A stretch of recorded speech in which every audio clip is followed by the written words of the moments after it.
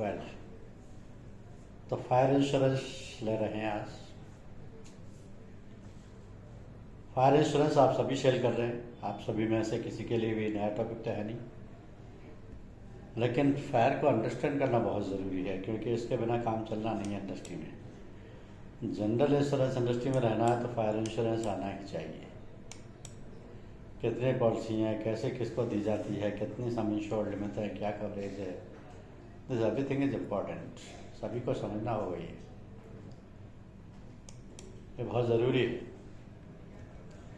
क्योंकि ये आप जान गए बहुत अच्छी तरीके से कि IRDA ने 1 अप्रैल 2021 को 3 नई पॉलिसीज इंट्रोड्यूस की थी, जिनमें 2 कमर्शियल के लिए थी, 1 रेजिडेंशियल के लिए थी। ये तो आप सभी जानते हैं। उससे पहले जो पॉलिसी चल रही थी वो standard fire and special peril policy थी, लेकिन इन 3 के आ जाने के बाद कॉन्सेप्ट थोड़ा चेंज हो गया, क्योंकि अब 2 नई पॉलिसियों का ऑप्शन मिल गया, भारत सूक्ष्म उद्यम सुरक्षा, भारत लघु उद्यम सुरक्षा का। अब इनको कैसे दिया जाए, किसको दिया जाए, क्या सम इंश्योर्ड लिमिट रहेंगी, क्या कवरेज और बेनिफिट्स रहेंगे, ये आना बहुत जरूरी है। क्योंकि जब तक आपको difference standard fire and special peril policy का और इन दोनों पॉलिसियों का डिफरेंस मालूम नहीं होगा, आप ये समझ नहीं पाएंगे कि कौन सी पॉलिसी कहाँ चाहिए। तो मैं फायर के बारे में अक्सर आप बैकग्राउंड में ले जाता हूँ और ये बताता हूँ कि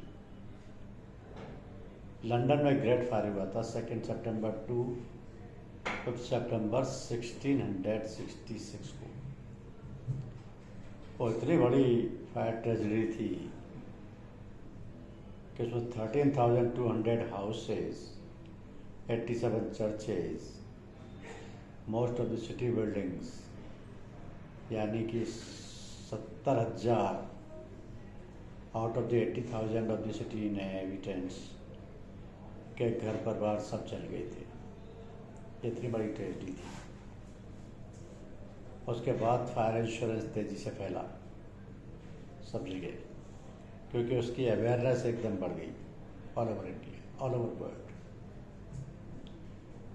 और फायर इंश्योरेंस एक ऐसी पॉलिसी है जनरल इंश्योरेंस की जो कि हर पर्पज़ के लिए चाहिए। हर पर्पज़ के लिए यानी कि बहुत सारी चीज़ों के साथ मिला करके भी चाहिए, कॉम्बिनेशन में भी ली जाती है।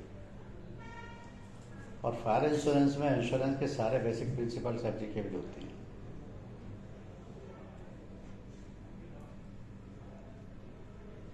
Insurable interest, utmost good faith, proximate cause और प्रिंसिपल ऑफ इंडेमनिटी। अब इंडेमनिटी के भी दोनों प्रिंसिपल एप्लीकेबल होते हैं, जो इसके सबसेक्शन है, कॉरोलरी है इसकी, सब्रोगेशन और कॉन्ट्रीब्यूशन। और ये सब चीज़ें पूरे कॉन्ट्रैक्ट में एप्लीकेबल रहती हैं। ऐसा नहीं है कि पॉलिसी लेते समय ही हो, पॉलिसी के क्लेम लेते समय भी होंगे, पॉलिसी के रिन्यूअल के टाइम पे भी होंगी। बहुत सारे पर्पजेस के लिए आपको फायर पॉलिसी चाहिए होती है, जो देनी है आपको मार्केट में, क्योंकि कस्टमर की जो डिमांड होती है फायर पॉलिसी की, वो केवल बिल्डिंग्स के लिए नहीं होती, प्लांट या मशीनरीज के लिए नहीं होती। और फर्नीचर फिक्सर भी इसी पॉलिसी में कवर करेगा, और गुड्स का roast material, semi finished goods, सारा स्टॉक भी इसी में कवर करेगा। पाइपलाइंस और यूटिलिटीज जो भी हैं वो भी इसी में इंश्योरेबल होंगी। तो फायर इंश्योरेंस का स्कोप बहुत बड़ा है। ये कॉमर्शियल पॉलिसी सही मानों में कॉमर्शियल है, क्योंकि इसमें हर तरीके की कॉमर्शियल रिस्क कवर्ड है। और फायर पॉलिसी का ज़रा सा कन्फ्यूजन लोगों में एक ऐसा मिसकंसेप्शन फैलाए हुए है कि ज़्यादातर लोग यही समझते हैं कि फायर पॉलिसी में सिर्फ फायर की रिस्क कवर होती है, जबकि फायर पॉलिसी बहुत बड़ी पॉलिसी है। 14 पेरिल उसमें कवर्ड है। उन 14 में से किसी एक पेरिल से कोई लॉस होता है तो इंश्योरेंस कंपनी की ये जिम्मेदारी हो जाती है कि इंश्योर्ड को उसी पोजीशन में ले आए जिसमें वो लॉस होने से पहले था, तो चाहे लॉस उसकी बिल्डिंग का हुआ हो, मशीनरी का हुआ हो, मर्केंडाइज का हुआ हो, फर्नीचर का हुआ हो, या उसके पर्सनल या बिजनेस एसेट्स को हुआ हो, अगर इंश्योर्ड परल से लॉस हुआ है तो उसको इंडेमनिफाई करना है। This is the duty of the insurance company. इन नई 2 पॉलिसियों में जब से IRDA ने इंट्रोड्यूस की हैं, कवरेज चेंज कर दिया है, सम इंश्योर्ड निकालने का पैटर्न चेंज कर दिया है, एनुअल ट्रेडिशनल कवरेज जोड़ दिए हैं, इनोवेटिव कवरेज जोड़ दिए हैं, और दोनों पॉलिसी में थोड़ा सा डिफरेंस भी डाल दिए गए हैं।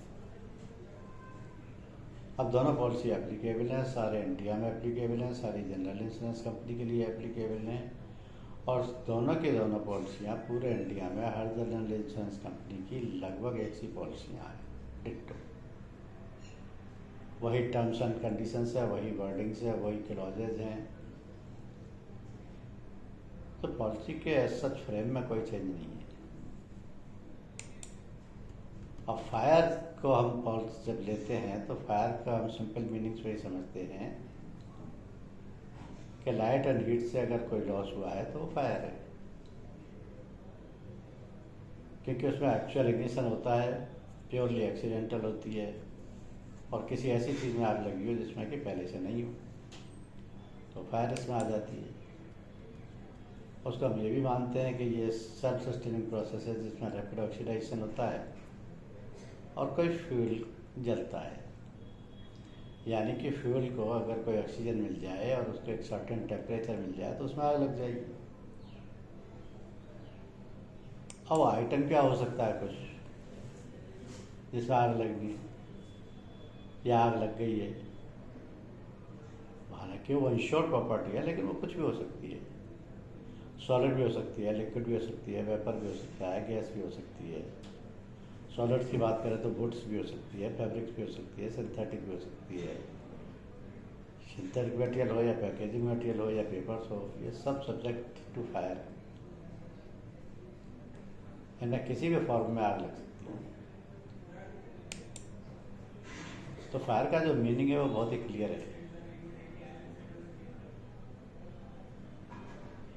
क्योंकि अगर सिर्फ इग्निशन यानी कि अगर अग्नि प्रज्वलित हुई है उसी से नुकसान हुआ है वही कवर्ड नहीं है, धुआं से लॉस हुआ वो भी कवर्ड है, पानी डाला बुझाने के लिए उसको भी कवर्ड है, प्रॉपर्टी को तोड़ा गया है बचाने के लिए आगे की प्रॉपर्टी को तो वो भी कवर्ड है, डैमेज डन बाई फायरमैन, आग बुझा रहा उससे कोई नुकसान हो गया वो भी कवर्ड है।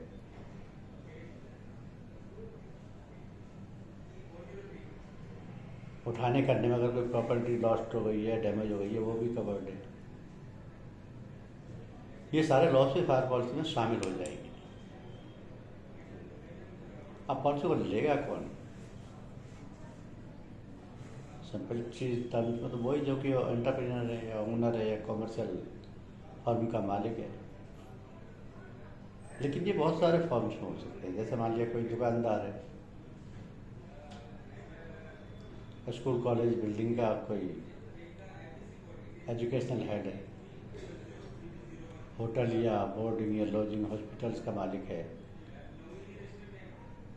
इंडस्ट्रीज और मैन्युफैक्चरिंग फर्म को चलाने वाला एंटरप्रेन्योर है, गोडाउन कीपर है, बेली है, लेसर है, बैंक्स है, फाइनेंशियल इंस्टीट्यूशन है, ट्रेडर्स इन स्टॉक हैं, ट्रस्टी है, चैरिटेबल इंस्टीट्यूशन है, ट्रांसपोर्टर्स और C&F एजेंट, ये सभी फायर पॉलिसी लेते हैं।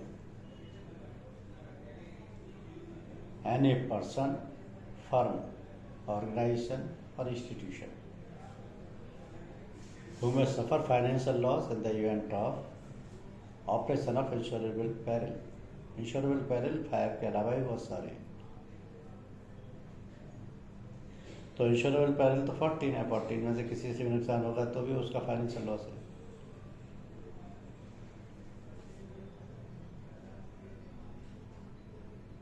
इन सभी को फायर की पॉलिसी चाहिए क्योंकि ये अपने फाइनेंशियल इंटरेस्ट को प्रोटेक्ट कर रहे हैं। फाइनेंशियल इंटरेस्ट को प्रोटेक्ट करने से मतलब ये है उसकी जो वैल्यू है किसी भी आइटम की, उसमें अगर कोई भी लॉस और डैमेज होता है तो उसकी वैल्यू तक का लॉस हो सकता है।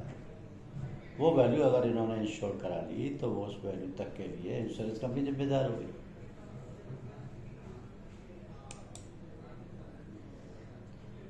लेकिन फायर पॉलिसी पहले रिस्क को क्लासिफाई करने के बाद दी जानी चाहिए, क्योंकि फायर पॉलिसी में रिस्क क्लासिफिकेशन बहुत सारे हैं। हर चीज़ का अलग से रिस्क फैक्टर होता है। जैसे कंस्ट्रक्शन का अपने आप में एक फैक्टर है। कच्चा कंस्ट्रक्शन को पॉलिसी नहीं देती है, पक्का होना चाहिए।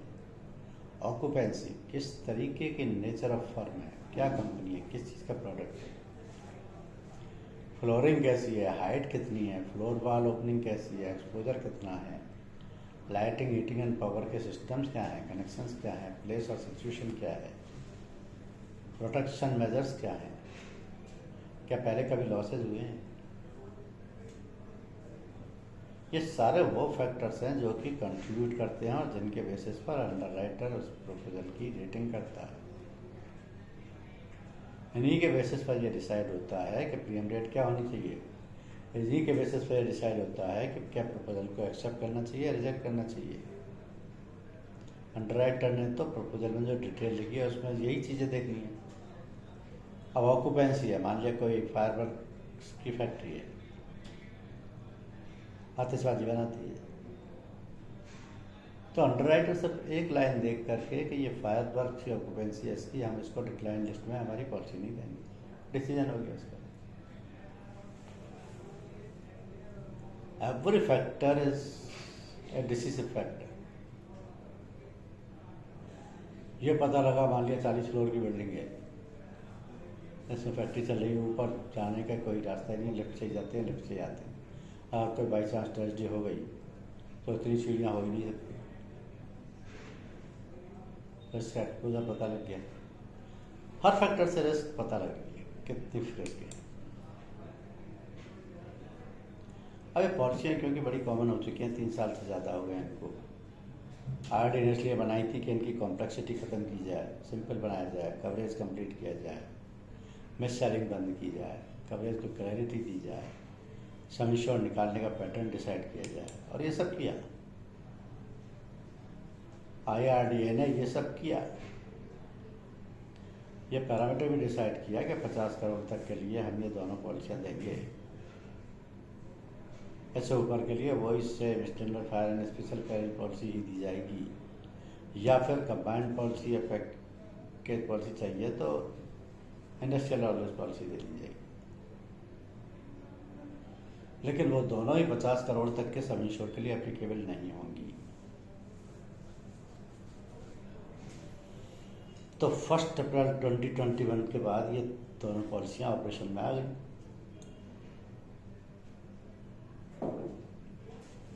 और एक और काम किया IRDA ने कि वो जो पुराने एड ऑन कवर थे पुरानी पॉलिसी में, उनको उस पॉलिसी में मर्ज कर दिया बिना किसी एक्स्ट्रा प्रीमियम के, क्योंकि कवरेज कंप्लीट ही नहीं होता था। हर चीज़ के लिए एक्स्ट्रा पैसे दो, एक्स्ट्रा कवरेज लो, जो रिस्क कवर नहीं है पॉलिसी में वो एड ऑन है, एड ऑन के लिए एक्स्ट्रा पैसे दीजिए, तो मजबूरी हो जाती थी कस्टमर। अब वो शामिल हो गए पॉलिसी में, इन्वेट कवर हो गया, आप अपनी रेट भले ही बढ़ा दीजिए लेकिन पॉलिसी का पार्ट हो गया, इसलिए अलग से लेने की जरूरत नहीं। तो चाहे नई पॉलिसी हो या रिन्यूअल हो, सिस्टम एक ही कर दिया गया। आप अगर किसी को पैकेज पॉलिसी भी दे रहे हैं तो पैकेज पॉलिसी में भी वही सिस्टम होते हैं कि पहला सेक्शन फायर इंश्योरेंस का होता है कंपल्सरी, दूसरा एक इंस्ट्रक्शन ये होती है कि आपको मिनिमम 2 या 3 लेने। हर कंपनी अपनी कस्टमर्स के लिए पैकेज पॉलिसी बनाती है, हर जनरल इंश्योरेंस कंपनी, क्योंकि एक कॉम्पैक्ट पॉलिसी मिल जाती है, एक पैकेज पॉलिसी मिल जाती है, एक अम्ब्रेला पॉलिसी मिल जाती है जिसमें कस्टमर को छूट मिल जाती है कि उसकी जितनी रिक्वायरमेंट है उतने सेक्शन सेलेक्ट कर ले, बाकी को छोड़ दे। और बल्कि ये भी फैसिलिटी मिल जाती है कि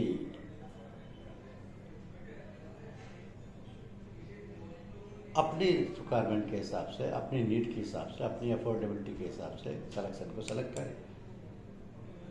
तो हर सेक्शन के लिए अलग से पैकेज पॉलिसी बनाई जाती है, जैसे हमने बहुत सारी बनाई हुई। business protectors, three shopkeepers, three office care, hotel and restaurant, education shield, and सभी में फायर इंश्योरेंस का पहला सेक्शन मैंडेटरी है और बाकी 2 या 3 सेक्शन कंपलसरी है। अब मैंडेटरी का मतलब ये हुआ कि फायर का जो सेक्शन लिया गया है उसका जितना सम इंश्योर्ड होगा पॉलिसी उसी के हिसाब से कन्वर्ट हो जाएगी। अगर वो 3 करोड़ है तो सूक्ष्म उद्यम लग जाएगी, अगर वो 5 करोड़ 50 लाख है तो लघु उद्यम लग जाएगी, अगर वो 51 करोड़ है तो standard fire and special fire policy हो जाएगी।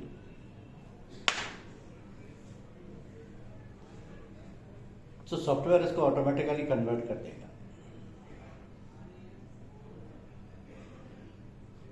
अब इसमें ये देखने की चीज है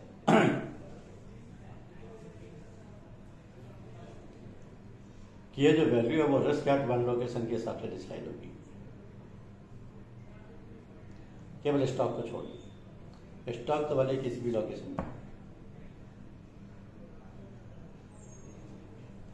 अगर एक ही ओनर की 3 फैक्ट्रियां चल रही हैं, तीनों अलग अलग शहर में चल रही हैं, तो तीनों के लिए अलग अलग पॉलिसी दी जाएगी। एक ओनर की 3 फैक्ट्रियां चल रही हैं, तीनों एक ही शहर में भी चल रही हैं, तो भी तीनों के लिए अलग अलग पॉलिसी दी जाएगी, क्योंकि एक लोकेशन पे तो एक ही है ना।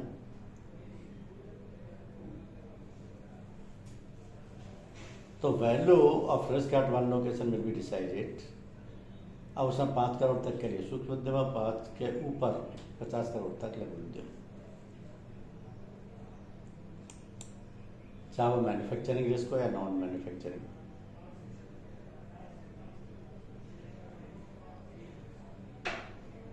नॉन इंडस्ट्रियल या नॉन मैन्युफैक्चरिंग का मतलब है कि वहाँ सर्विसेज दी जाती हैं, जैसे ऑफिस है, शॉप है, हॉस्पिटल है, होटल है। दे डोंट मैन्युफैक्चर एनीथिंग, ये मैन्युफैक्चरिंग यूनिट्स नहीं है। हॉस्पिटल में क्या मैन्युफैक्चर होगा? सर्विस दी जाएगी, ट्रीटमेंट किया जाएगा। होटल में सर्विस दी जाएगी, खाने की, रहने की। तो चाहे मैन्युफैक्चरिंग यूनिट हो या ना सर्विस यूनिट हो, स्टोरेज रखा इंश्योरेंस हो या यूटिलिटीज का हो, ये सभी फायर पॉलिसी का पार्ट, फायर पॉलिसी ही दी जाएगी।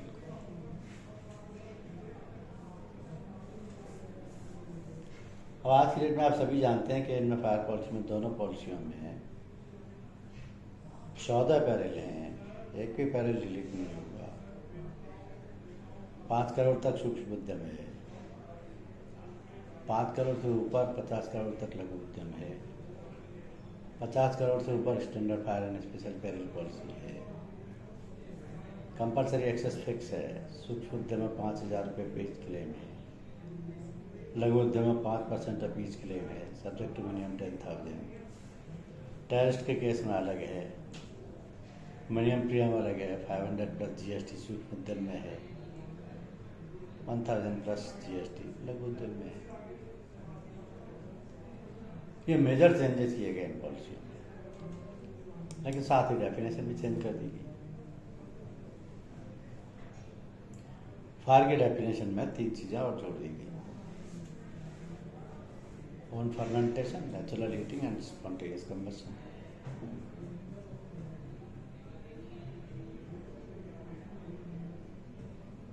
बुश फायर में 2 चीज़ें और जोड़ दी गई: फॉरेस्ट फायर और जंगल फायर।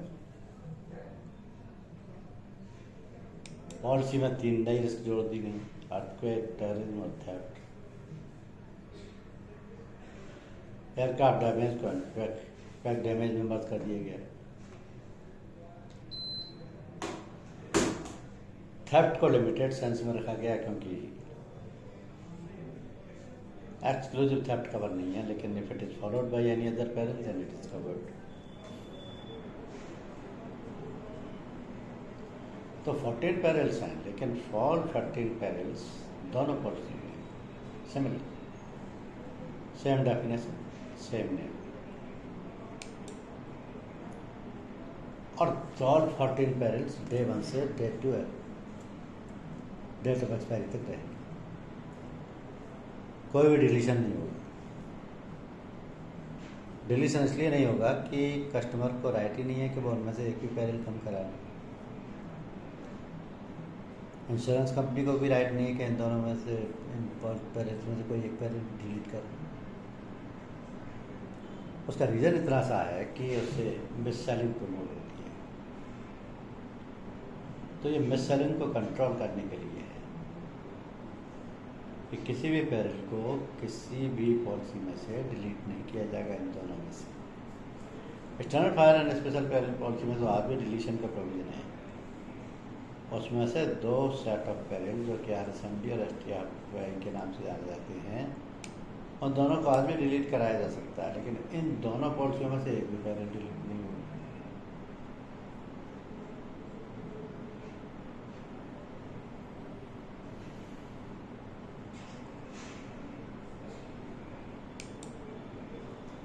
कुछ नए बेनिफिट्स भी जोड़े गए पॉलिसी में। अब नए बेनिफिट्स जोड़े गए, पुरानी की लिमिट रिवाइज की गई। न्यू बेनिफिट्स क्या हैं? पुराने की लिमिट तो रिवाइज की गई, वो तो समझ आता है ना। कैसे? 2 ही चीज़ें, architect, surveyor and consulting engineer fees को 3% ऑफ द क्लेम अमाउंट से बढ़ाकर 5% कर दिया गया।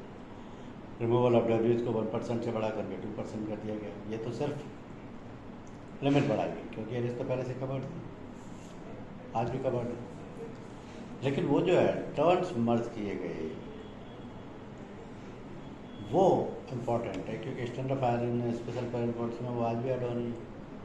आज भी उनको एक्स्ट्रा प्रीमियम देकर के कवर किया जाता है, लेकिन यहाँ वो ऑटोमेटिक कवर नहीं। जैसे एडिशन, अल्ट्रेशन और extension, temporary removal of stock, cover for specific contents, start of expenses, cost compared by municipal corporation, reloaded software, stock and interest, इनका समझना बहुत ज़रूरी है, क्योंकि standard fire and special peril policy में इनमें से एक भी कवर्ड नहीं है आज भी। और ये तब तक कवर नहीं होंगे जब तक कस्टमर उनका एक्स्ट्रा पैसा नहीं देगा इंडिविजुअल एड ऑन का, यानी कि आज भी एड ऑन है। इस पॉलिसी में अगर फ्री में मिल रहे हैं तो विद सर्टेन लिमिटेशन मिल रहे हैं, और ये पार्ट ऑफ कवरेज होगा, यानी इनबिल्ट है। ये यहाँ तक कि स्टॉक ऑन फ्लोटर बेसिस भी इनबिल्ट है, लेकिन सिर्फ सूक्ष्म उद्यम में, लघु उद्यम में नहीं है। क्योंकि फ्लोटर रिस्क का मतलब आपको समझना होगा। फ्लोटर का मतलब होता है cover for stocks at multiple locations under one sum insure. समझना पड़ेगा इसको। आपके गोडाउन 4 जगह हो सकते हैं, 6 जगह हो सकते हैं, लेकिन मैन्युफैक्चरिंग यूनिट तो एक ही जगह होगी ना। अगर आप मैन्युफैक्चरिंग यूनिट के साथ साथ गोडाउंस को भी कवर कराना चाह रहे हैं, डिफरेंट लोकेशन पर हैं वो, डिफरेंट स्टेट्स में हैं वो, तो भी एक ही पॉलिसी में कवर हो जाएंगे, तो एक ही सम इंश्योर्ड में कवर हो जाएंगे। ये कस्टमर नहीं जानता, कस्टमर को समझाना पड़ता है। कस्टमर को ये डर है कि भाई हर चीज़ का पैसा एक्स्ट्रा लगेगा, तो आप उसे एक्सप्लेन कर सकते हैं कि जब तक आपका सम इंश्योर्ड 5 करोड़ है, हम आपसे एक भी पैसा फ्लोटर रिस्क को कवर करने का नहीं लेंगे। अगर सम इंश्योर्ड आपका 5 करोड़ से ज़्यादा हो गया तो फिर आपको 10% लोडिंग फ्लोटर रिस्क कवर कराने के लिए देनी, दैट्स ऑल। लेकिन बहुत बड़ा रिस्क है। आप चेन्नई में बैठे हैं, चेन्नई में आपकी मैन्युफैक्चरिंग यूनिट है, आपका गोडाउन बेंगलोर में है, हैदराबाद में है, त्रिवेंद्रम में है, तो आप उसकी भी रिस्क उसी पॉलिसी में कवर कराना चाह रहे हैं, एक ही सम इंश्योर्ड के तहत कवर कराना चाह रहे हैं, हो जाएगा। ऐसा प्रोविज़न है, ऐसा कोई डरने की बात ही नहीं। एक ही पॉलिसी में एक ही सम इंश्योर्ड में उन तीनों गोडाउन की रिस्क भी कवर हो जाएगी, एक्स्ट्रा प्रीमियम भी नहीं लगेगा। आपको उसकी लोकेशन और उसके मैक्सिमम स्टॉक वैल्यू लिख के देनी होगी प्रपोजल फॉर्म में, दैट्स ऑल। ये कस्टमर को समझाने की चीज़ है, क्योंकि अगर आपको आती है तो आप समझा पाएंगे। कस्टमर तो नहीं जानता ना। कस्टमर ये बता रहा है कि सर मेरे पास इतनी रिस्क है, मतलब मेरे 4 गोडाउन है, मेरी ये मैन्युफैक्चरिंग यूनिट है, जो भी प्रीमियम लगेगा मैं दूंगा, सबका बीमा कर दीजिए। तो उसको तो बीमा से मतलब है, उसको तो रिस्क कवर कराने से मतलब है। अब आपने एक ही पॉलिसी में करना है, सबके लिए अलग अलग पॉलिसी देनी है, ये आप बताइए आपकी पॉलिसी का सिस्टम क्या है, समझना पड़ेगा।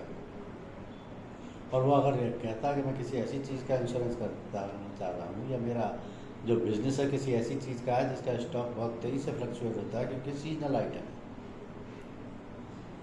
तो सीजन में स्टॉक बहुत ज़्यादा हो जाता है, सीजन में उसकी सेल बहुत ज़्यादा हो जाती है, तो उसका मतलब ये हुआ कि उसका फ्रीक्वेंट फ्लक्चुएशन होता है, और डिक्लेरेशन पॉलिसी भी ले सकता है।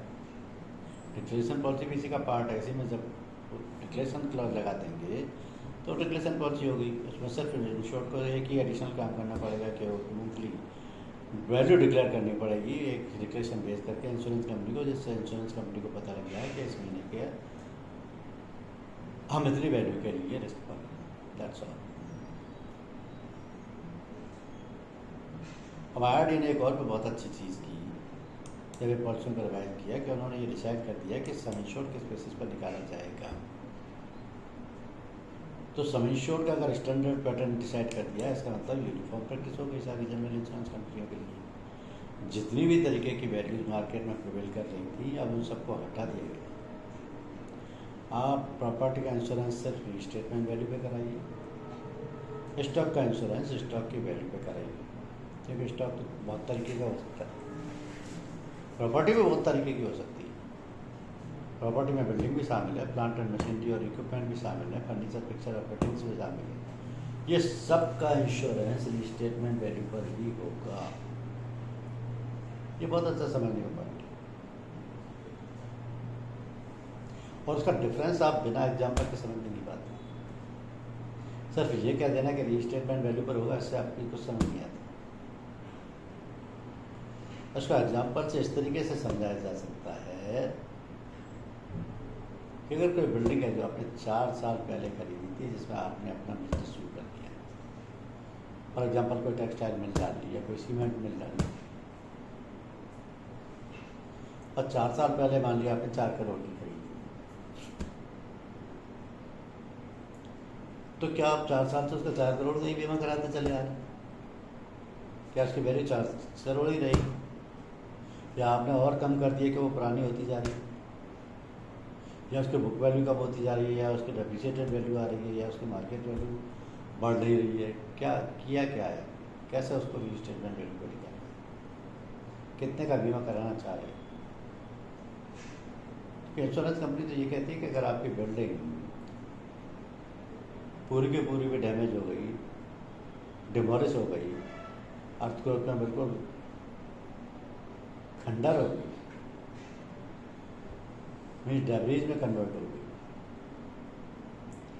we will give the total current value of the building, current as on date, provided your sum insured is adequate. तो 4 करोड़ की जो बिल्डिंग ली थी, ऐसा तो है नहीं कि उसकी 4 करोड़ की बिल्डिंग रहे 4 साल से, 5 करोड़ भी हो सकती है, 4 की 8 करोड़ भी हो सकती है, और अगर कोई बहुत बड़ा माइनस फैक्टर हो गया उस एरिया में तो 3 करोड़ भी हो सकती है। माइनस फैक्टर क्या होते हैं? अर्थक्वेक जोन है, टेररिस्ट एक्टिविटीज ज़्यादा होती है, कैप्चर हो गया, सीजर हो गया है, कोई ऐसी एक्टिविटी जिससे कि उस एरिया में आना जाना या बिजनेस करना या कुछ भी, कोई महामारी फैल रही है, एपिडेमिक हो गई है, तो वैल्यू कम भी हो सकती है। ऐसे रीजन्स हैं जिनसे कि बिल्डिंग की प्रॉपर्टी की वैल्यू कम भी हो जाती है।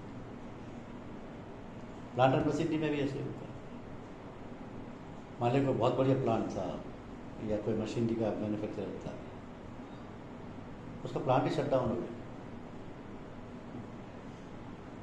तो उस मेक की मशीनरीज की वैल्यू कम होती चली जाएगी। लेकिन ये बड़ा रेयर होता है। नॉर्मल केस में तो वैल्यू अप बढ़ेगी। ये माइनस फैक्टर तो 1% है, 99% चांसेस तो उसके इंक्रीज होने की। तो इसलिए बिल्डिंग की, प्लांट एंड मशीनरी की, फर्नीचर, फिक्चर्स और फिटिंग्स की ये सब प्रॉपर्टी रीस्टेटमेंट वैल्यू पर इंश्योर होगी। लेकिन रॉ मटेरियल है तो लैंडर्ड कॉस्ट पर बीमा कर दीजिए। लैंडर्ड कॉस्ट का मतलब क्या होता है? What is landed cost? Material purchase and stored at the insured premises, what is the amount total incurred? A total amount incurred on purchasing and bringing it to the insured premises. That is landed cost. Then stock and process means some amount is extra incurred on it. That is input cost. Finished stock means some extra amount till completion or till manufacturing of that item. And then there is contract price. Contract price means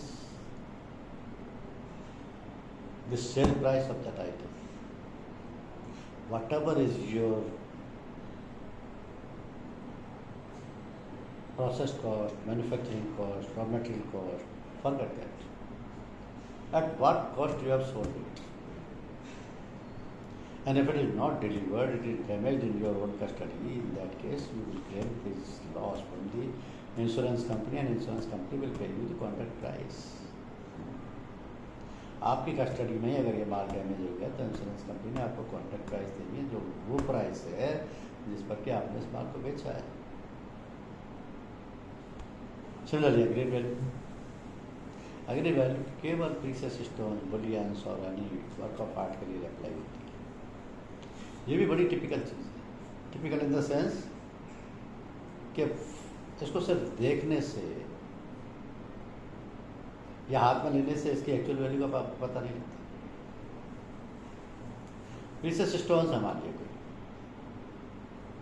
jam है, diamond है, emerald है, Ruby है, हाथ में देने से आप क्या वैल्यू का पता लगेगा? आप तो ये भी नहीं जान पाएंगे ये ओरिजिनल है या डुप्लीकेट है या केवल ग्लास है. तो वो जो उसकी वैल्यू है, किस वैल्यू पर इसका बीमा करना है, वो या तो उसके इनवॉइस से पता लगेगा या उसके वैल्यूएशन सर्टिफिकेट से पता लगेगा. तो वो जो वैल्यू है जो कि इंश्योर्ड और इंश्योरेंस कंपनी के बीच में एग्री हुई है, उसको एग्री वैल्यू बोलते हैं. ये जो पैटर्न डिसाइड किया गया सम इंश्योर्ड निकालने का, this is extra only and outstanding this is because now under the fire insurance policy everything has to be decided on the basis of the restatement value or the stock value or the agreement. That's all. No other value is applicable. क्योंकि restatement value उस value को कहते हैं जो कि current replaceable value है या restatement के लिए वैल्यू है, जिस वैल्यू पर रीस्टेट किया जा सकता है और उस पर किसी तरीके का कोई एप्लीकेशन अप्लाई नहीं. आज की डेट में और पॉलिसी लेने की डेट में वैल्यू में फ़र्क आ जाएगा. आज की डेट में और लॉस होने की डेट में, क्लेम की डेट में वैल्यू में फ़र्क आ जाएगा. यानी कि पॉलिसी के पीरियड में भी वैल्यू चेंज हो जाएगी. कोई भी रीजन हो सकता है. तो जिस डेट को लॉस हुआ है, सर्वे जिस डेट को वैल्यू को देख रहा है, वेरीफाई कर रहा है, उस डेट की वैल्यू काउंट करेगा. इंश्योरेंस की रेट का तो करेगा नहीं, हालांकि उसमें बहुत ज़्यादा वेरिएशन नहीं होगा, लेकिन सर्वेयर जिस डेट को लॉस को उसको वेरीफाई कर रहा है उस डेट की वैल्यू मिल जाएगी. इंश्योरेंस कंपनी जब पॉलिसी इशू करती है तब किसी भी चीज़ का फिजिकल वेरिफिकेशन भी नहीं करती है, लेकिन जब क्लेम का सेटलमेंट करती है तो एक एक डॉक्यूमेंट्स उसका मंगा लेती है. फिजिकल वेरिफिकेशन भी होता है, फ़ोटो भी खींचते हैं, असेसमेंट भी होता है, रिपोर्ट भी बनती है, रिपोर्ट के बेसिस पर क्लेम सेटल भी होता है. Restatement value will be assessed on the date of loss.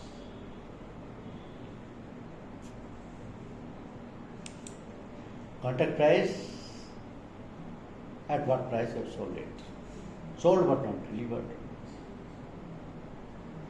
So the insured are responsible, and with regard to under the condition of sale, the insurance company will pay the contract price, because the insurance liability shall be based on the contract price at what value you have sold it. ये innovative coverage policy का interesting part. हर company ये दोनों पॉलिसियाँ बेच रही है. हर company की policy similar है. हर company की दोनों पॉलिसियों में ये चारों रिस्क कवर्ड है. इन चारों रिस्क के बारे में किसी भी कस्टमर को मार्केट में कुछ भी पता नहीं, क्योंकि ऐसी रिस्क पिछली पॉलिसी में कवर थी, इसमें कवर की गई हैं तो कोई कस्टमर को बताता नहीं। अगर बाई चांस अब तक लॉस हुए होंगे या हो रहे हैं तो भी कस्टमर ने इन चीज़ों के क्लेम नहीं किए होंगे, ये भी हो सकता है। और जिनको पता है वो करेगा, करना ही चाहिए, क्योंकि उसका लीगल राइट है। क्योंकि मनी की रिस्क कवर्ड है 50,000 तक की, डॉक्यूमेंट्स की रिस्क कवर्ड है 50,000 तक की, कंप्यूटर की डेटा और इन्फॉर्मेशन की रिस्क कवर्ड है 50,000 तक की, पर्सनल अफेक्ट ऑफ विजिटर्स और एम्प्लॉय और डायरेक्टर्स की रिस्क कवर्ड है 3 लाख की, जिसमें कि 20% के लिए 15,000 रुपये पर पर्सन की रिस्क ऑटोमेटिकली कवर्ड हो जाएगी। तो बहुत बड़ा फैक्टर है, इनोवेटिव कवर है, या IRDA ने डिज़ाइन की है। इंश्योरेंस कंपनी तो क्यों चाहती कि हम कोई एक्स्ट्रा रिस्क कवर करें, और अगर चाहती तो उसका एक्स्ट्रा पैसा लेती। IRDA ने इंट्रोड्यूस कर दिया तो ऑटोमेटिकली इंश्योरेंस कंपनी को सेल करना पड़ेगा। अब भी इंश्योरेंस कंपनी के पास ऑप्शन क्या है? Premium rate. प्रीमियम रेट अगर आप इनकी चार्ज भी करते हो तो वो डिस्काउंट भी निकल जाता है, हालांकि इनके लिए कोई एक्स्ट्रा प्रीमियम की रेट चार्जेबल है ही नहीं, ये तो इनबिल्ट प्रीमियम की रेट में ही शामिल है। एक और प्रोविज़न किया गया, ये सारे प्रोविज़न कस्टमर के या पॉलिसी होल्डर्स के बेनिफिट में किए गए। पॉलिसी को पॉपुलर करना है, इंश्योरेंस का पेनिट्रेशन बढ़ाना है, मार्केट में प्रोडक्ट्स की डिमांड क्रिएट करनी है, और पॉलिसी होल्डर के इंटरेस्ट को प्रोटेक्ट करना है। यह IRDA का एम है। तो IRDA कहता है कि अगर उसने रीस्टेटमेंट वैल्यू पे इंश्योरेंस कराया है और वैल्यू में 5%, 10%, 15% तक का फ्लक्चुएशन आ गया है, और बाई चांस उसका किसी भी उस इंश्योर प्रॉपर्टी को लॉस हुआ है, तो बजाय उसका क्लेम में से पैसा काटने के आप उसको वेव कर दीजिए 15%, कुछ मत काटिए, क्योंकि उससे कस्टमर को नुकसान होगा। कस्टमर को नुकसान होगा तो वो आपके पास रिन्यूअल के लिए नहीं आएगा, वो यहाँ तक कि बीमा भी नहीं कराना चाहेगा। आप डिस्करेज कर रहे हैं, आपने उसका कॉन्फिडेंस ब्रीच किया है, आपने उसको सर्विसेज को, अपनी सर्विसेज को स्टैंडर्डाइज नहीं किया, उसका ट्रस्ट उठ गया आपके से। हालांकि आप गलत नहीं है कि आपने अकॉर्डिंग टू प्रोविजन ही काटा है, लेकिन आपको पता है, उसको तो पता नहीं कि अंडर इंश्योरेंस क्या होता है। अंडर इंश्योरेंस को उसको किसी ने समझाया नहीं। मार्केटिंग टीम की ड्यूटी थी कि उसका अंडर इंश्योरेंस को एक्सप्लेन करते कि भाई आप फुल वैल्यू के लिए बीमा लीजिए, ज़्यादा के लिए लीजिए, लेकिन कम के लिए मत लीजिए। अब ये सब बताने वाला अगर नहीं है, कोई मार्केट में समझाने वाला नहीं है, तो कस्टमर क्या जाने कि अंडर इंश्योरेंस क्या है, एवरेज क्लॉज क्या है, क्लेम में से क्यों पैसा काट रहे हैं। और जब उसका क्लेम कर पैसा कटेगा तो वो रोएगा, चिल्लाएगा, कोर्ट्स में जाएगा, IRDA को कंप्लेंट करेगा।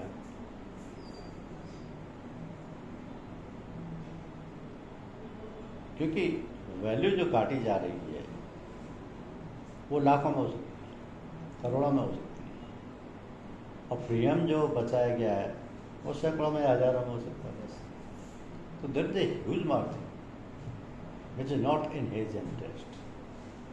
कस्टमर के, पॉलिसी होल्डर के, प्रपोजर के अगर इंटरेस्ट में कोई स्टेप नहीं है तो उसको नहीं लेना चाहिए, क्योंकि अल्टीमेटली आप किसको सेल कर रहे हैं? कस्टमर को। कस्टमर निकल गया तो सेल किसको करेंगे? आप ये क्यों चाहेंगे कि जनरल इंश्योरेंस की फील्ड में रहते हुए आपके पास रिन्यूअल नहीं है?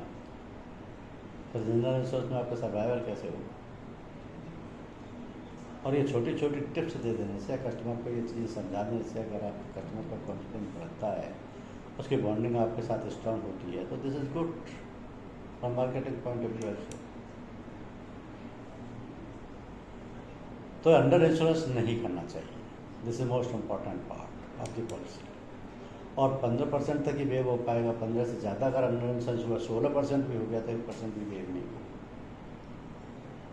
उसमें कस्टमर को बहुत ज़्यादा लॉस हो जाएगी।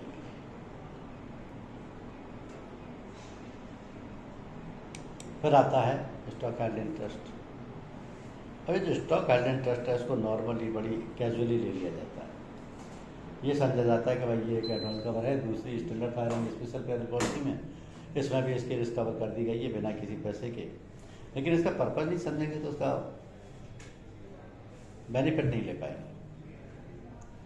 कुछ ऐसे बिजनेस होते हैं जिनमें कि जो सामान है या जो प्रॉपर्टी है या जो मटेरियल है जिससे कि वो दुकानदार डील कर रहा है या फर्म डील कर रही है वो उसका है ही नहीं। वो तो केवल कस्टोडियन है, वो तो केवल रिस्क कवर कर रहा है। तो ऐसी सिचुएशन में जो उसकी रिस्क कवर होगी या नहीं होगी ये देखने की चीज़ है। दो बहुत इंपॉर्टेंट एग्जांपल है, एक ड्राई क्लीनर की दुकान, एक motor vehicle garage. Motor vehicle garage में एक भी व्हीकल जो होगा वो रिपेयर के लिए आया हुआ है तो उसका मालिक का तो है नहीं, उसको रिपेयर करना है, दे देना है। लेकिन इसी पीरियड में अगर कुछ आग लग गई या कोई अर्थक्वेक आ गया, कोई साइक्लोन हो गया या सारा की सारी बिल्डिंग टूट गई तो जिम्मेदारी किसकी है? कौन देगा उसके पैसे? आप कहेंगे चलो मोटर व्हीकल पॉलिसी है, ठीक है, उसके पास पॉलिसी होगी, कोई गारंटी नहीं है इसकी। ड्राई क्लीनर के केस में क्या होगा? ड्राई क्लीनर तो खुद का एक भी कपड़े का मालिक नहीं होता, उसके पास तो सब सर्विसिंग के लिए आता है, धुलने के लिए आता है। चाहे वो ब्लैंकेट है या सूट है या कोई साड़ी है, कुछ भी महंगे से महंगा हो सकता है, सस्ते से सस्ता हो सकता है। अब उसकी दुकान में अचानक आग लग गई, सारा के सारा स्टॉक जल गया, सारा ही दूसरों का था, कौन देगा पैसे? ये risk standard fire and special peril policy में आज भी कवर्ड नहीं है। इसके लिए स्टॉक गार्डन ट्रस्ट का एंडोर्समेंट लेना पड़ता है जिसका एक्स्ट्रा पैसा लगता है।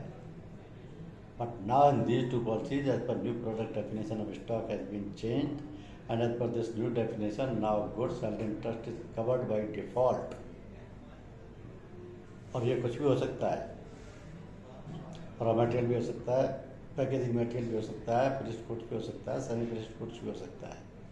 बहुत इंटरेस्टिंग चीज़ें हैं, अगर आप इनको समझना चाहते हो ना, इंटरेस्ट ले वो तो समझ में आएगा ही, तभी तो आप समझा पाओगे अपने कस्टमर को। वरना ये तो सिर्फ ये मैंने लाइन पढ़ दी, आपने सुन लिया, बात खत्म होगी, इससे तो किसी को समझ में आए ही नहीं। फर्क क्या हुआ इसका? ऐसे एडिशन, अल्ट्रेशन और एक्सटेंशन, कोई भी बिजनेस एंटरप्रेन्योर है, कोई ऑफिस है, फैक्ट्री है, शॉप है, वो हमेशा एक सही थोड़ी रहता है। कभी अपनी दुकान को एडिशन भी कराएगा, कुछ अल्ट्रेशन भी कराएगा, एक्सटेंशन भी कराएगा, जैसे जैसे उसकी इनकम बढ़ेगी वो अपने बिजनेस को भी फैलाएगा।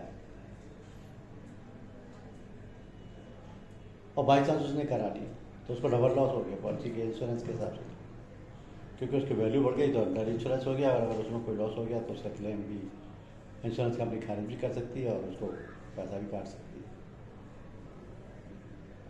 जबकि उसको करना कुछ नहीं, उसने एक्स्ट्रा पैसा लगाया है। सिर्फ इंश्योरेंस कंपनी को इंटीमेट करते हैं कि मैंने इतना ये एडिशन कराया या एल्ट्रेशन कराया, इंश्योरेंस कंपनी उसको बताती कि क्योंकि आपकी वैल्यू बढ़ गई है तो इतना डिफरेंस अमाउंट और दे दीजिए, रिस्क खत्म, पूरे पॉलिसी पीरियड के लिए रिस्क कवर हो गई। और पॉलिसी बड़ी आसान है, क्योंकि आरडीए ने जब ये पॉलिसी बनाई तो उनका टारगेट ये था कि पॉलिसी को सिंप्लीफाई करना है, क्लैरिटी देनी है, कवरेज कंप्लीट करना है, हर चीज़ का एक्स्ट्रा पैसा नहीं देना पड़े कस्टमर को, हर चीज़ की लिमिट फिक्स करनी है, जिस चीज़ का पैटर्न डिसाइडेड नहीं है उसको डिसाइड करना है। सम इंश्योर का नहीं था, कर दिया। पहले डिलीट करने से उनको दिख रहा था कि इसमें मिससेलिंग हो रही है, इसको रोक दिया। बहुत अच्छे स्टेप लिए गए। To improvise the product you have to add good features. अपना इनोवेटिव कवरेज जोड़े, अच्छा किया। इनबिल्ट कवरेज को बढ़ा दिया बिना किसी एक्स्ट्रा कॉस्ट के, अच्छा किया। आपने सभी शॉट निकालने का पैटर्न दे दिया, अच्छा किया। आपने अंडर इंश्योरेंस का 15% वेवर दे दिया, अच्छा किया। ये सारे स्टेप पॉलिसी होल्डर के इंटरेस्ट के हैं ना, अल्टीमेटली बेनिफिट तो उसी को हो रहा है ना, और होना चाहिए। क्योंकि अगर कस्टमर को कोई क्लेम आया, उसका लॉस हुआ, वो क्लेम कर रहा है, पॉलिसी क्लॉज आपके उसको फेवर ही नहीं कर रहे हैं, क्लेम को रेपुडिएट कर रहे हैं, तो उसकी तो नियत ही खत्म हो गई क्लेम इंश्योरेंस कराने की। वो तो दोबारा आएगा ही नहीं, हिम्मत ही नहीं होगी। वो तो आपसे ये भी पूछेगा कि अगर आपने कंपल्सरी एक्सेस के 5,000 काटे तो क्यों काटे हैं भाई, बताइए, उसका रीज़न बताइए। आपको बताना पड़ेगा कि आपके पॉलिसी में लिखा हुआ है कि 5,000 और नीच क्लेम आपका मिनिमम अमाउंट कटेगा। अब लिखा हुआ बता दिया तो उसको सेटिस्फेक्शन हो गया। लेकिन दूसरी पॉलिसी में वो क्या था, 5% ऑफ क्लेम अमाउंट है, जो कि मिनिमम 10,000 कटेगा, वो उस पर भी एग्री कर लेगा, क्योंकि वो भी कंडीशन लिखी हुई है। क्योंकि वो जो पॉलिसी है जिसमें 5% ऑफ द क्लेम अमाउंट है या 10,000 मिनिमम कटेगा, वो 5 करोड़ से 50 करोड़ तक की पॉलिसी है। इतने बड़े सम इंश्योर्ड में 5% या 10,000 रुपये तो कोई मायने नहीं रखता। 5 करोड़ के में जरूर 5,000 रुपये मायने रखता है इनिशियली, क्योंकि उसके टर्म्स एंड कंडीशंस ये कहती है कि 5,000 रुपये हर क्लेम पे कटेगा, तो काटने कहीं दिक्कत नहीं। फ्लोटर कवर है, छोटा सम इंश्योर्ड है 5 करोड़ तक का, छोटा सम इंश्योर्ड है तो फ्लोटर कवर फ्री है। 5 करोड़ से ऊपर का है तो पैसा लगेगा। और कस्टमर को ये भी फैसिलिटी है कि ड्यूरिंग द पॉलिसी पीरियड अगर उसको किसी भी रेट को ये पता लगता है कि उसका सम इंश्योर्ड पूरा नहीं है, तो वो किसी भी दिन बढ़वा सकता है।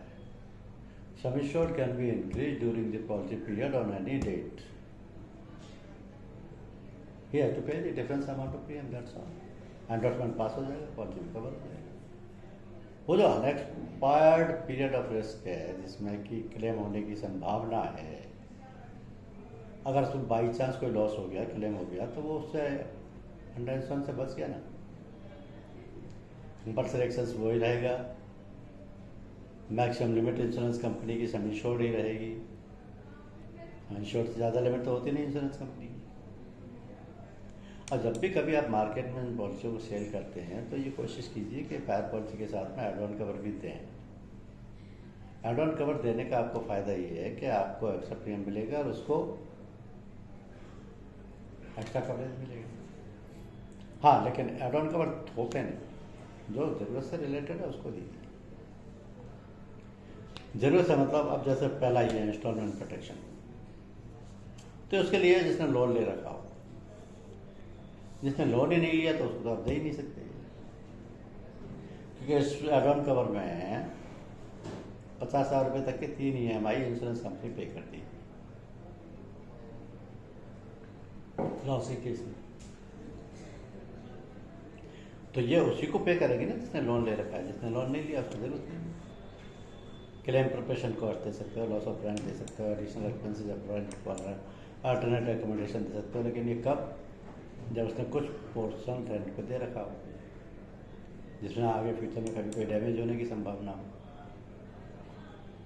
नहीं दे रखा है तो जरूरत ही नहीं है आपको। एक्सीडेंटल डैमेज कवर है, इनवॉलंटरी बेटरमेंट है, एक्सपेंसेस फॉर लॉस मिनिमाइजेशन है और एस्केलेशन क्लॉज है।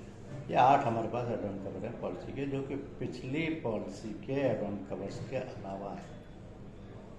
क्योंकि पिछली पॉलिसी के जो एड ऑन कवर थे वो तो बेसिक पॉलिसी में मर्ज कर दिए गए। अब ये नए 8 एड ऑन कवर हमने IRDA से अप्रूव कराए हैं, जिनको कि हम सेल कर सकते हैं, और 8 हमारे पास सेल के लिए ओपन है, तो आप पॉलिसी में सेल कर सकते हैं। इसके अलावा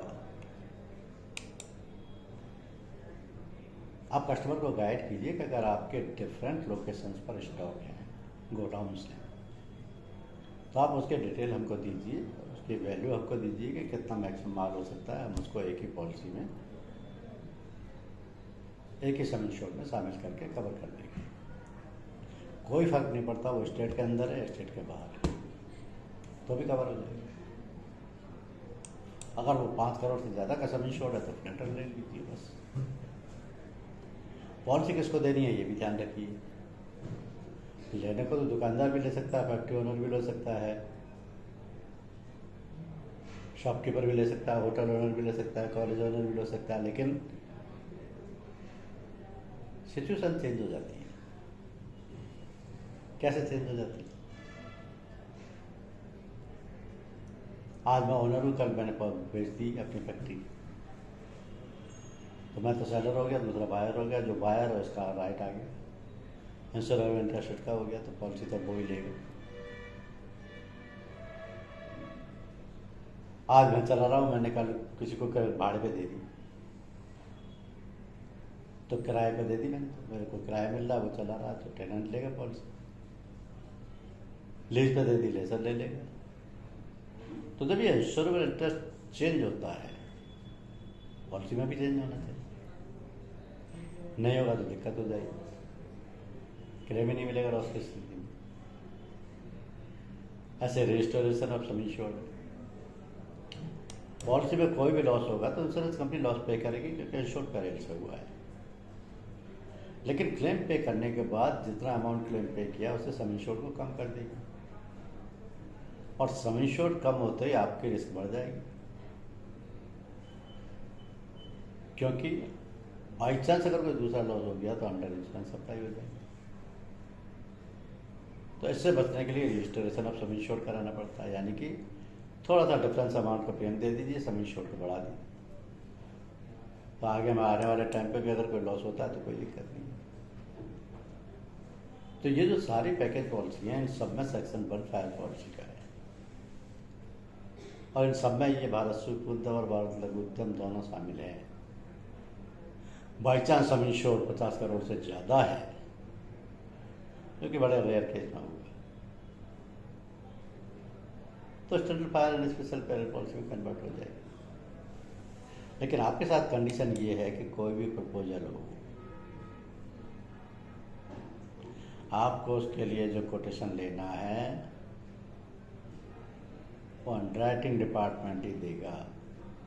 आपको प्रपोजल सपोर्ट ऑफिस अंडरराइटिंग को भेजना है। इन दोनों पॉलिसियों के लिए अंडरराइटर प्रपोजल को एवेल्युएट करेगा, रिस्क को देखेगा, और उसके हिसाब से अगर उसे कोई डॉक्यूमेंट या डिटेल की ज़रूरत है तो आपसे मांग लेगा, और उसके हिसाब से आपको अंडरराइटिंग के कोड जनरेट करके दे देगा। आप उसको ओके करते हैं, आपका कस्टमर उसको ओके करता है, तो अंडरराइटिंग डिपार्टमेंट से ही पॉलिसी इश्यू हो जाएगी और रेट कंफर्म हो जाएगी। अब फायर इंश्योरेंस में किसी को कुछ भी पूछना है तो आप पूछ सकते हैं।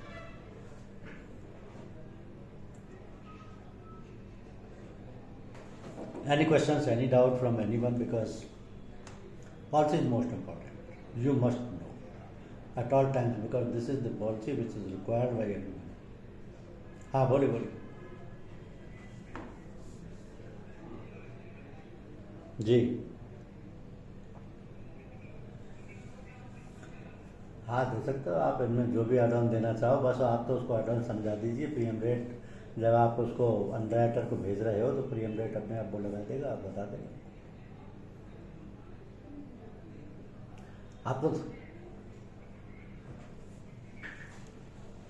आपको एड ऑन के नाम बता देता हूँ मैं। हाँ, एड ऑन आप समझ सकते हैं, कोई दिक्कत नहीं।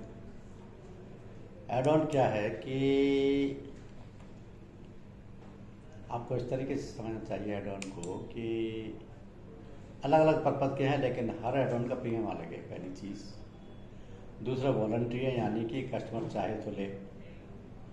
तीसरे, हर कंपनी के पास अलग अलग एड ऑन होते हैं, ऐसा नहीं है कि जो एड ऑन है वो हमारे पास है वो दूसरी कंपनी के पास भी हो। और चौथी चीज़, क्योंकि ये वो रिस्क है जो कि बेसिक पॉलिसी में कवर नहीं है, एक्स्ट्रा है, तो इसका एक्स्ट्रा प्रीमियम लगता है। अब मैं आपको उनके नाम बता देता हूँ। देखिए, मैं हर एक को समझाऊंगा तो टाइम बहुत लगेगा, लेकिन आपको नाम सबको बता देता हूँ। यह है इंस्टॉलमेंट प्रोटेक्शन, इसमें 50,000 रुपये की 3 रिस्क कवर करेगी इंश्योरेंस कंपनी अगर लॉस हो जाता है तो। दूसरा है क्लेम प्रिपरेशन कॉस्ट, उसमें 2% of the claim amount extra मिलेगा अगर लॉस होता है और क्लेम फाइल करते हैं। ये लॉस ऑफ रेंट है, अगर रेंटेड पे दिया हुआ पोर्शन डैमेज हो जाता है और उसको मीन टाइम कहीं और अरेंज करना पड़ता है तो जितने किराए का लॉस हुआ है वो इंश्योर को मिल जाएगा। ये additional expenses of rent for an additional alternative condition, क्योंकि जो पोर्शन किराए पे दिया था वो डैमेज हो गया तो टेनेंट को दूसरी जगह लेना पड़ा, और जब दूसरी जगह लिया तो वहाँ उसको एक्स्ट्रा पर किराया देना पड़ा, तो जो एडिशनल अमाउंट लगा रेंट का वो भी इसमें मिल जाएगा।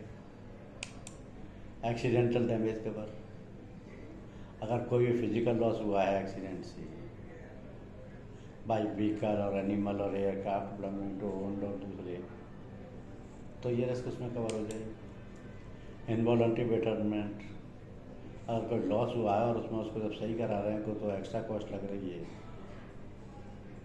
तो वो इंश्योरेंस कंपनी तो देगी नहीं, क्योंकि इंश्योरेंस कंपनी की जिम्मेदारी उतनी की है जितने की वो पहले थी। तो उस एक्स्ट्रा कॉस्ट को भी कवर कराना हो तो इनवॉलंटरी बेटरमेंट लिया जा सकता है। फिर एक्सपेंसेस फॉर लॉस मिनिमाइजेशन, कभी कोई लॉस हो गया है और उस लॉस को रोकने के लिए कि और ज़्यादा लॉस नहीं हो जाए आपने कुछ एक्सपेंसेस खर्च किए हैं, और होता है ऐसा क्योंकि पैसे लगा करके या कुछ इंस्ट्रूमेंट लगा करके या कोई इक्विपमेंट लगा करके या कोई टीम हायर करके लॉस को आगे बढ़ने से रोकना है तो उसमें एक्स्ट्रा कॉस्ट लगेगी, तो वो पैसे भी आपको क्लेम में मिल जाएंगे अगर आपने एक्सपेंसेस फॉर लॉस मिनिमाइजेशन किया। और एस्केलेशन क्लॉज तो सबसे बढ़िया ये तो लेना ही चाहिए, क्योंकि अगर पॉलिसी पीरियड में भी इंश्योर्ड प्रॉपर्टी की वैल्यू बढ़ गई तो अंडर इंश्योरेंस नहीं लगे, इससे बचने के लिए 25% तक आप सेलेक्ट कर सकते हैं। उतने तक अगर वैल्यू बढ़ी हुई है तो अंडर इंश्योरेंस क्लॉज नहीं कटेगा। या 8 एडवांस कवर है, 8 में से 8 ले लीजिए, 7 ले लीजिए, 2 ले लीजिए, 1 ले लीजिए, 1 भी मत लीजिए, आपकी चॉइस है। लेकिन अगर आप देते हैं तो आपको एक्स्ट्रा प्रीमियम मिलेगा, कस्टमर को बेनिफिट मिलेगा। ये पर्पज है एडवांस।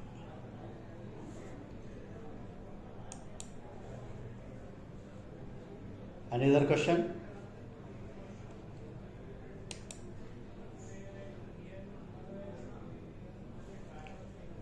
चलिए आप अपना मेल आईडी देखिए और मेल आईडी पे देखिए कि टेस्ट पेपर आया है क्या।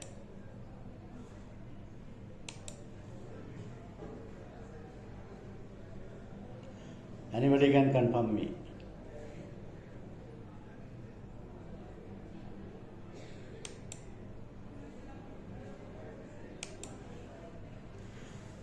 आया है तो आप ये कीजिए कि 10 क्वेश्चन है उसमें आराम से अटेम्प्ट कीजिए, 10 के जवाब दीजिए उसी में, और जब हो जाए तो उसी पे सबमिट पे क्लिक कर दीजिए, ये मेरे पास अपने आप आ जाएगा मेल पे, बस को वापस मत भेजिए।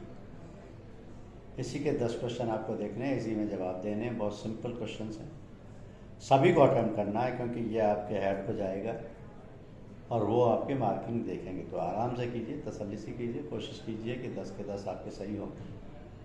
1-2 गलत भी हो जाए तो कोई बात नहीं है, लेकिन कोशिश कीजिए क्योंकि अब आपको फायर इंश्योरेंस अच्छी तरह आ गया है। स्टार्ट।